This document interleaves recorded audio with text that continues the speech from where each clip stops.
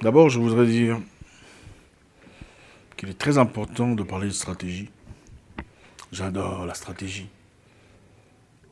Dans ce monde caustique dans lequel on vit, la stratégie nous sépare.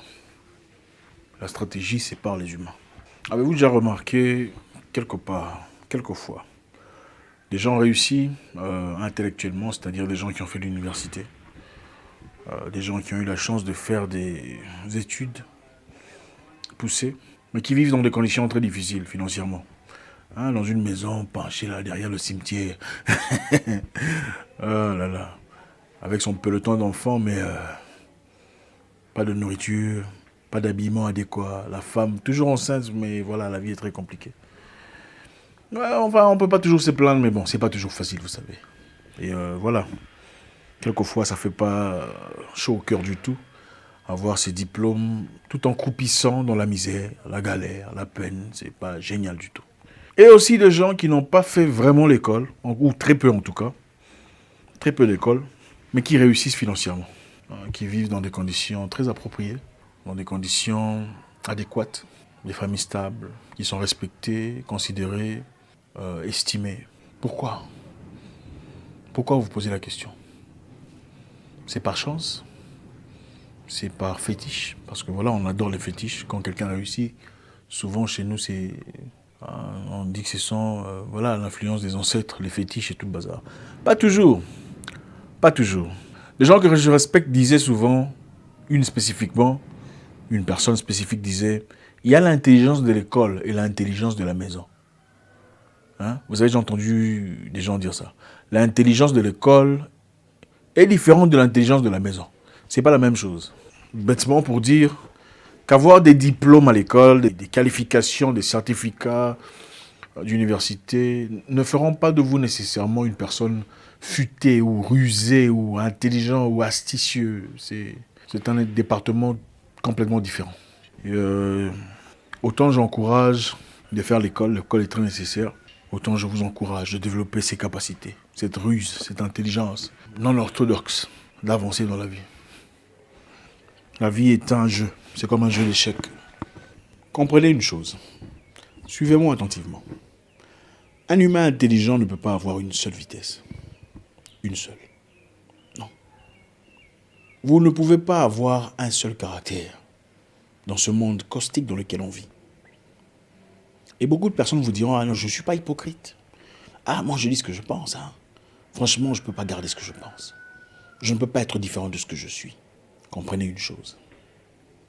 Du moment que ça ne porte pas atteinte à vos valeurs, vous ne pouvez pas avoir une seule vitesse.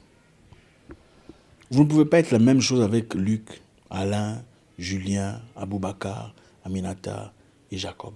Non. Et même avec Jacob, vous ne pouvez pas être la même chose du lundi à dimanche, chaque jour du 1er au 30. Non.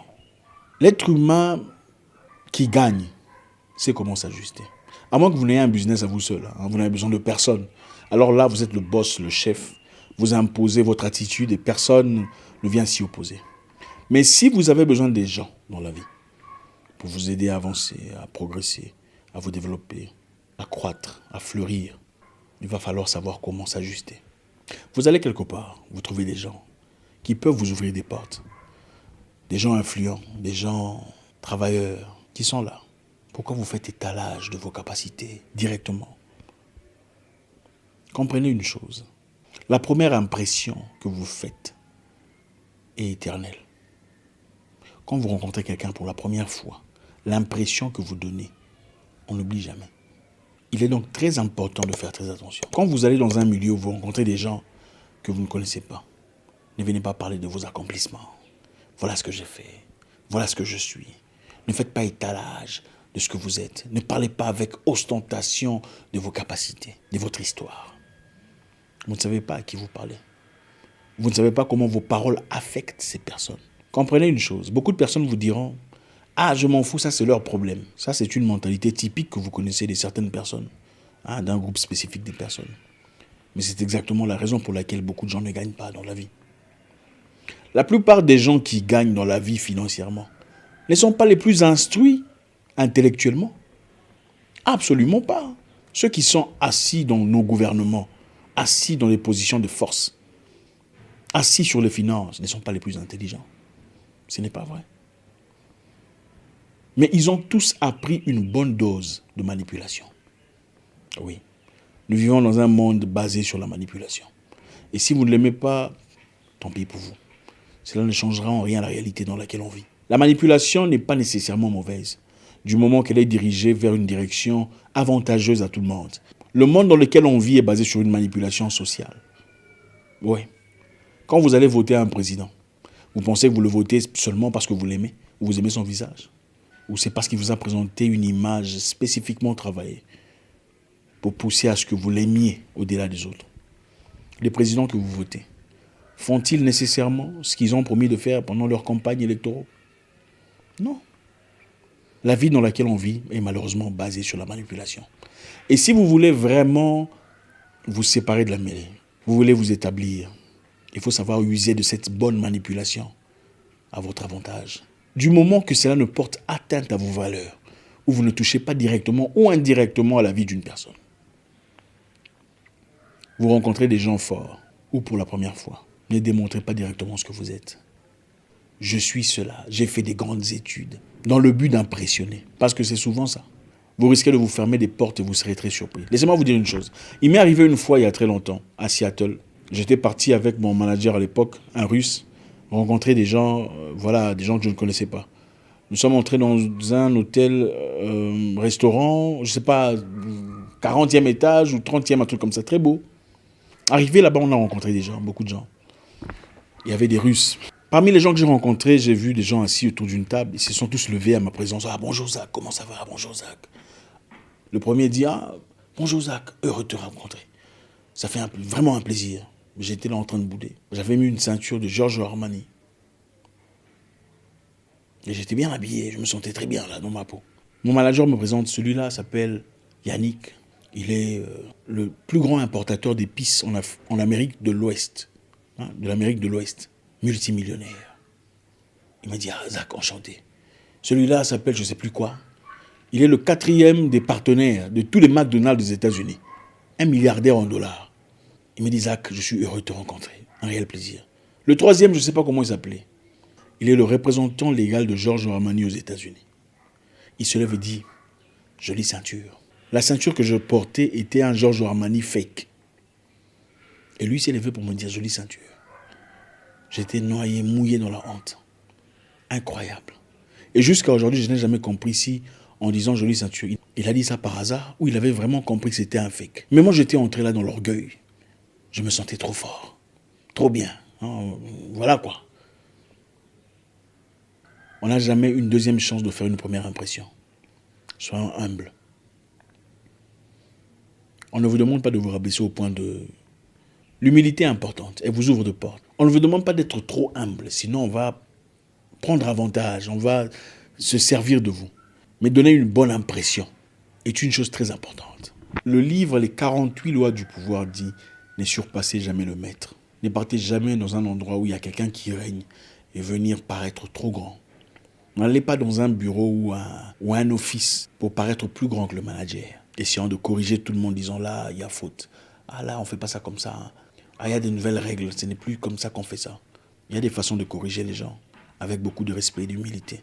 Dites, ah chef, excusez-moi, je voulais tirer votre attention sur un sujet. Je ne sais pas si vous avez... C'est comme ça qu'on fait. Pas là, c'est comme ça, là, on ne fait plus que ça comme ça. Ah là, ça a changé. En prétextant que tu ne dis que la vérité. Tu n'iras pas très loin. 2. Pour finir, sinon la vidéo sera trop longue. On fera peut-être une série sur ce genre de stratégie. Vous rencontrez une personne qui a beaucoup de choses à vous offrir, ou des choses que vous n'avez pas. Une personne qui travaille dans votre secteur d'opération. Évitez les conflits inutiles. Je ne sais pas ce que vous faites dans la vie. Ça pourrait être un coiffeur, un menuisier, un mécanicien, un dessinateur, un vidéographe, un entrepreneur dans le même secteur que vous. Pourquoi vous voulez en faire un ennemi? Même s'il n'est pas aussi intelligent que vous. Prenez le temps qu'il faut, le temps d'apprentissage. Si vous rencontrez une personne, sachant qu'il connaît des choses que vous ne connaissez pas, ne le critiquez pas. Beaucoup de gens émotifs veulent faire des comparaisons. Nous, d'ailleurs, on a fait la formation.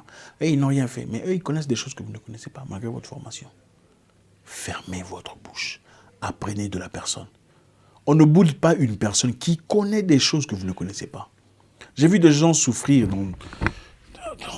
Franchement, ça me choque. C'était en Afrique du Sud. Il y a un jeune homme qu'on connaît qui travaille très bien dans le secteur de sécurité. Il a des entreprises de sécurité qui marchent, qui fonctionnent. C'est un étranger, mais qui vit très bien en Afrique du Sud. Les autres garçons, enfin les autres jeunes hommes qui voulaient aussi se lancer dans cette entreprise, au lieu de partir le voir gentiment, lui dire, ok, montre-nous comment tu fais. Il commence à critiquer. Ah, lui, il boule ici dans ses grosses voitures, il pense que c'est lui qui a terminé l'histoire là. Hein, même lui aussi, il a appris. Hein, on n'ira pas chez lui, on va se débrouiller. Ils ont fait beaucoup d'années essayant de se débrouiller. Dans un secteur où ils pouvaient carrément demander à leurs frères, leurs compatriotes, un peu d'aide. Et cette porte leur aurait été ouverte.